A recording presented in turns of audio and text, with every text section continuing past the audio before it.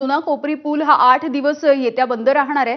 सॅटिस पूर्व प्रकल्पाच्या अंतर्गत रेल्वेच्या मार्गिकेच्या दोन्ही खांबांवरती गर्डर बसवण्याचं काम केलं जाणार आहे आणि यासाठी हा जुना कोपरी पूल येत्या 8 दिवस बंद ठेवण्याचा निर्णय घेण्यात आलाय।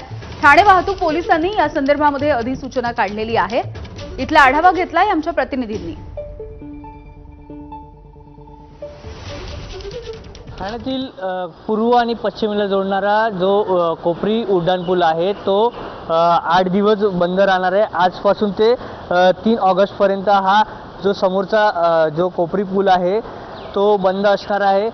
कारण म्हणजे हा जो आपला समोर जो दिसतोय सॅटिस पूल आहे कोपरीला पूर्व आणि पश्चिमेला जोडणारा, आणि यासाठी 8 दिवस या संपूर्ण ठिकाणी मोठ्या प्रमाणात गर्डर लॉन्चिंग करण्यात येणार आहे।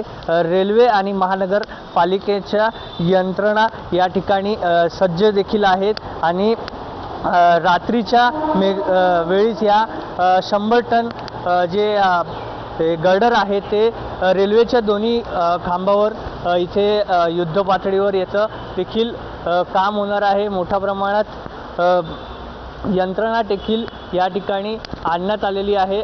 समोर 2 हायड्रोलिक क्रेन आहे। या क्रेनच्या सहाय्याने हे जे काही गर्डर आहेत ते गर्डर या पुलावर रेल्वेच्या या पुलावर यावर ठेवण्यात येणार आहे। त्यासाठी 80हून अधिक जे अधिकारी आणि कर्मचारी या ठिकाणी असणार आहे। त्यासोबतच या पुलाचं 80% देखील काम पूर्ण झाले असून उर्वरित काम आता महानगरपालिका आणि रेल्वेच्या वतीनं घेण्यात आलेलं आहे। व्हिडिओ जर्नलिस्ट विनय राजभरसह हितेश पांचाळ, एबीपी माझा, ठाणे। आणि यानंतर बुलेटिनमध्ये पुन्हा एक छोटासा ब्रेक। बघत रहा एबीपी माझा।